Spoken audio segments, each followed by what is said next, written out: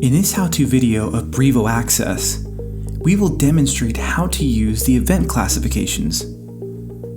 Access administrators with proper permissions will see the Event Classification tab under the Events menu. Once on the Events Classification page, you will see the listing of all events sorted under different classifications: critical, warning, and info. You have the ability to drag and drop events under a specific category. There is also the ability to hide events at the bottom of the page if you wish to do so.